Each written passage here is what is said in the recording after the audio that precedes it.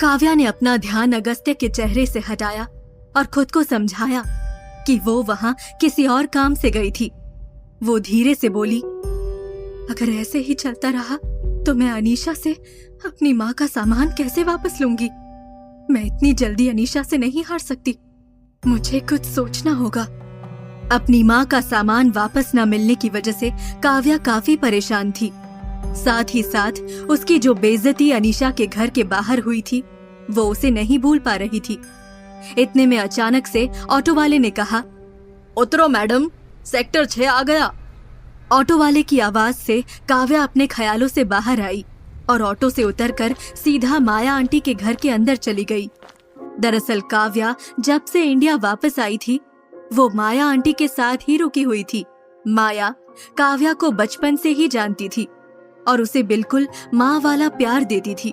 जब माया आंटी को पता चला कि काव्या वापस आ रही है तो उन्होंने काव्या से अपने साथ ही रहने की जिद की, क्योंकि वो अपने घर में अकेली थी और उनके दोनों बच्चे अब्रॉड में पढ़ाई कर रहे थे।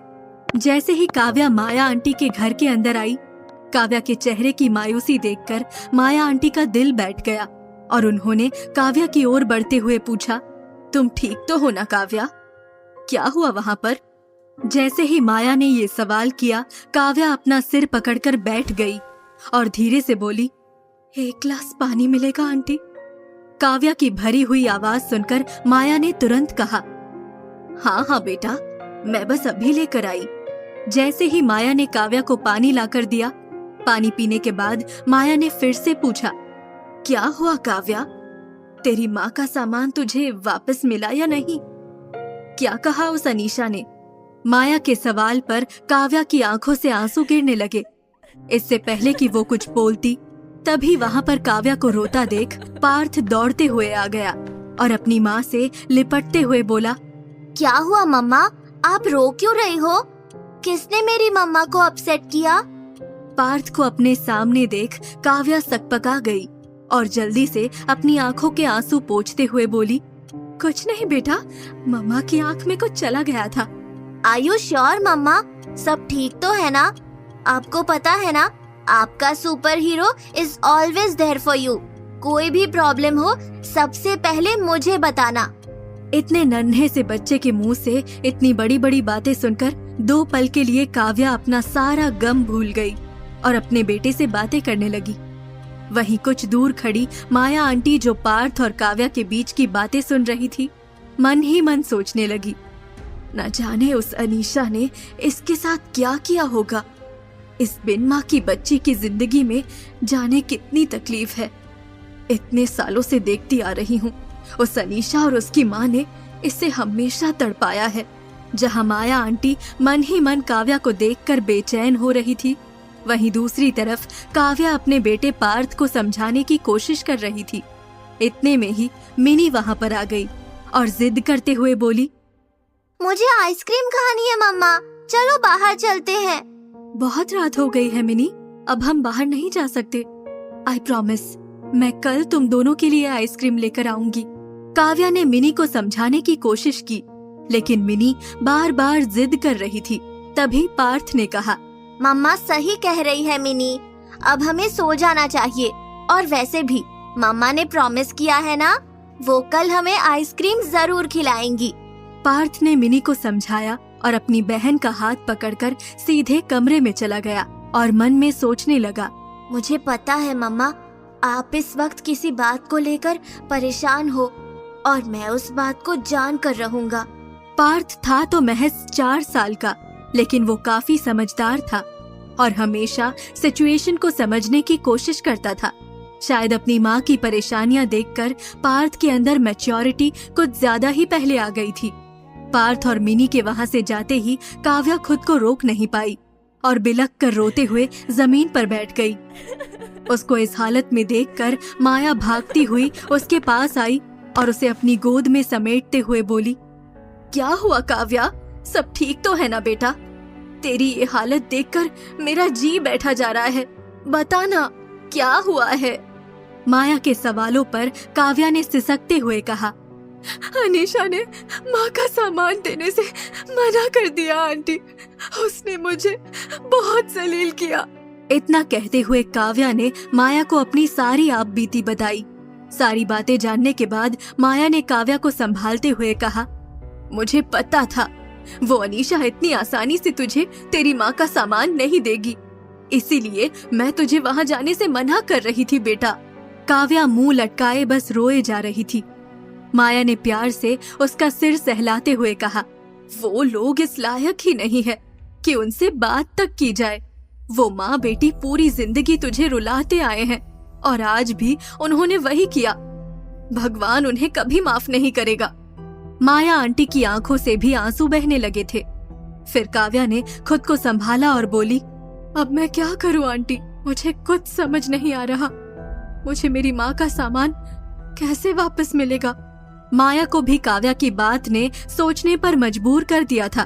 दोनों कुछ देर तक चुप रही। फिर माया ने कहा, मेरे पास एक प्लान है काव्या।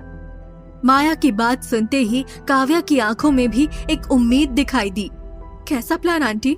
क्यों ना तू अपनी माँ के सामान के लिए अपने पापा से बात करे। दुष्यंत जी चाहे कितने भी बुरे हों, लेकिन तेरी सौतेली माँ और बहन से तो अच्छे हैं ना। तू देखना, वो तेरी मदद जरूर करेंगे। जैसे ही माया ने दुष्यंत का नाम लिया, काव्या को अनीशा की एक और बात याद आने लगी और वो मन में सोचने लगी, लेकिन अनीशा ने तो कहा था कि वो मेरे पापा नहीं है। ये सुनते ही एक बार फिर काव्या की पलकें भीग गई, लेकिन फिर वो अपना सिर ना में हिलाते हुए मन में दोहराने लगी, नहीं, ऐसा नहीं हो सकता। अनीशा ये सब बस मुझे दुख पहुंचाने के लिए कह रही होगी। पापा ने तो हमेशा मुझे प्यार किया है और मेरा ख्याल रखा है। काव्या को यूं चुप देख माया को कुछ अजीब लगा। उन्होंने प्यार से काव्या की आंखों में देखते हुए पूछा, क्या हुआ काव्या, वहाँ कुछ और भी हुआ था क्या? काव्या की हिम्मत नहीं हो रही थी कि माया आंटी को बताए कि अनीशा ने उससे क्या कहा था, इसलिए उसने बात बदलते हुए कहा, नहीं आंटी, और वहाँ कुछ नहीं हुआ, लेकिन आप सही कह रही हैं। मैं सही वक्त देखकर पापा से बात करूंगी। मुझे उनसे कुछ नहीं चाहिए सिवाय मेरी माँ के सामान के। कुछ देर तक काव्या और माया आपस में बातें करते रहे और माया लगातार काव्या को एक माँ की तरह समझाती रही। और फिर कुछ देर बाद काव्या ने कहा, अब मैं बच्चों के पास जाती हूँ आंटी। फिर काव्या जब फ्रेश होकर अपने बच्चों के कमरे में पहुंची तो अपने मासूम से बच्चों को देखकर उसके चेहरे पर मुस्कान बिखर गई। लेकिन काव्या के चेहरे पर यह मुस्कान ज्यादा देर तक नहीं रुकी, क्योंकि अगले ही पल उसकी नजर अपने हाथ पर पड़ी, जहां पर अभी भी अगस्त्य राठौर की पकड़ के निशान थे। अपने हाथ को देखकर काव्या की नजरों के आगे फिर से अगस्त्य का चेहरा आ गया और उसकी आंखों में मौजूद वो गुस्सा काव्या को साफ नजर आने लगा और वो खुद से कहने लगी, कितना बदतमीज था वो आदमी। उसने बिना मुझे जाने समझे अनीशा की बातों को सच मान लिया और मेरे साथ इतनी बदतमीजी की। देखने से तो अच्छी फैमिली का लग रहा था, लेकिन उसने मेरे साथ जैसा सुलूक किया है, उसके बाद से तो मुझे नफरत है उस आदमी से। काव्या भी सोने के लिए अपने बच्चों के साथ लेट गई, लेकिन उसे नींद नहीं आ रही थी। वो बार बार करवट बदल रही थी और जैसे ही आंखें बंद करती उसे अगस्त्य का चेहरा दिखाई देने लगता। वो घबराकर खुद से ही बोली, ये क्या हो रहा है मुझे? लेकिन एक सवाल काव्या के मन को खा रहा था, उस आदमी का अनीशा से क्या रिश्ता था और अनीशा ने ये सारी नौटंकी उसके सामने ही क्यों की? वो मुझे उसकी नजरों में गलत क्यों प्रूव करना चाहती थी? मैं जहां तक अनीशा को जानती हूँ, वो बिना किसी मकसद के कुछ भी नहीं करती। जरूर कोई बात है जो मुझसे छुपी है। जब बहुत सारे सवालों ने काव्या को घेर लिया तो उसने खुद को काम डाउन करते हुए कहा, खैर मुझे क्या, मुझे तो अपनी माँ के सामान पर ध्यान देना चाहिए। और वैसे भी ये तो दुनिया का उसूल है, अनीशा जैसे झूठे लोगों का साथ देने के लिए हमेशा कोई ना कोई पावरफुल इंसान खड़ा हो जाता है। फंसते तो हम जैसे लोग हैं जिनका इस दुनिया में कोई भी अपना नहीं होता। मुझे मेरी जंग खुद लड़नी पड़ेगी और मैं इस जंग के लिए तैयार हूँ। जहाँ एक तरफ काव्या अगस्त्य और अनीशा की बदतमीजी के बाद काफी ज्यादा परेशान थी, वहीं दूसरी तरफ अनीशा की खुशी का ठिकाना नहीं था। लेकिन फिर भी अगस्त्य की सिंपैथी पाने के लिए वो अभी भी एक्टिंग कर रही थी और इमोशनल होते हुए अगस्त्य से कह रही थी, थैंक यू अगस्त्य, अगर आज तुम यहाँ नहीं होते तो मुझे मेरी बहन से कौन बचाता। तुम नहीं जानते, उसने मुझे बचपन से ही बहुत परेशान किया है। बचपन से? इसका मतलब वो तुम्हारे साथ बचपन से रह रही थी?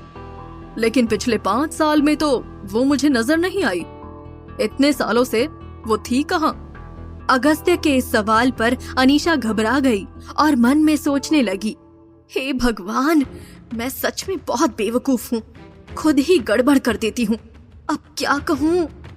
अनीशा ये सोच ही रही थी, तभी अगस्त्य ने फिर से कहा, क्या हुआ, कहाँ खो गई? आखिर कहाँ थी 5 साल से तुम्हारी ये बहन, जिसके बारे में मुझे कुछ पता ही नहीं है? अनीशा ने जल्दी से कुछ सोचते हुए कहा, तुम्हें कैसे पता होगा अगस्त्य? मैं जब भी कभी तुमसे बात करने की कोशिश करती हूँ या तुम्हारे साथ टाइम स्पेंड करने की कोशिश करती हूँ तो तुम हमेशा काम का बहाना बताकर निकल जाते हो, इसीलिए कभी तुम्हारे साथ ये सब कुछ डिस्कस करने का मौका ही नहीं मिला। ऐसी बात है तो अब बता दो और बातों को गोल गोल घुमाना बंद करो। अगस्त्य का सपाट जवाब सुन अनीशा थोड़ा घबराई, लेकिन फिर कहानी बनाते हुए बोलने लगी, मुझे तो कहते हुए भी शर्म आ रही है अगस्त्य, लेकिन मेरी बहन एक नंबर की कैरेक्टरलेस लड़की है, कभी कहीं तो कभी कहीं घूमती रहती है। बचपन से ही उसका यही रवैया है। जब से उसने कॉलेज ज्वाइन किया था ना, उसके बाद से ही उसके असली रंग सामने आने लगे थे। हमेशा पापा को बेवकूफ बनाकर पैसे देती थी और फिर नए नए लड़कों के साथ घूमती थी। 5 साल पहले तो उसने हद ही कर दी, कॉलेज की फीस के बहाने पापा से पैसे लिए और सीधा अब्रॉड निकल गई। अगस्त्य चुपचाप अनीशा की बातें सुन रहा था। तभी अनीशा ने आगे कहा, इतना ही नहीं, पापा की इतनी बेइज्जती करवाने के बाद जब पैसे खत्म हो गए तो ये वापस आ गई और अब उसे मुझसे फेवर चाहिए। तुम ही बताओ, इन सारी बातों में मेरी जरा भी गलती हो तो? अनीशा बेचारी बनते हुए अगस्त्य के आगे अपना दर्द बयां कर रही थी, लेकिन अगस्त्य के चेहरे पर कोई भी एक्सप्रेशन नहीं था और वो सारी स्टोरी सुनने के बाद मन में सोच रहा था, न जाने क्यों अनीशा की बातों पर विश्वास करने का मन नहीं कर रहा है।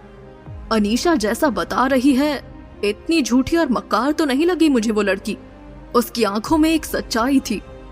पता नहीं क्यों जिंदगी में पहली बार सब कुछ सही करके भी मुझे ऐसा लग रहा है कि मैंने कुछ गलत किया है। इतना गिल्टी क्यों फील कर रहा हूँ मैं? अगस्त्य खुद से सारे सवाल पूछ ही रहा था, तभी काव्या का चेहरा एक बार फिर उसकी आंखों के आगे आ गया और अगस्त्य खुद से कहने लगा, पता नहीं क्यों एक अलग सी अटैचमेंट फील हुई उस लड़की के साथ। उसकी आंखों में एक कशिश थी जो शायद मैंने पहले भी कहीं महसूस की है, पर कहां? जहां एक तरफ अगस्त्य और काव्या एक दूसरे के बारे में अपनी राय बना रहे थे, वहीं दूसरी तरफ सोशल मीडिया पर एक वीडियो बुरी तरह वायरल हो रही थी। वो वीडियो जो काव्या और अगस्त्य की जिंदगी बदलने वाली थी। आखिर कौन सी वीडियो हो रही थी वायरल? क्या अगस्त्य को मिल पाएगा अपने इस सवाल का जवाब? क्या कभी अगस्त्य जान पाएगा कि काव्या वही लड़की है जिसके साथ 5 साल पहले उसने रात बिताई थी? क्या काव्या को अपनी माँ का खोया हुआ सामान वापस मिलेगा? इन सभी सवालों के जवाबों के लिए सुनते रहिए कहानी का अगला भाग।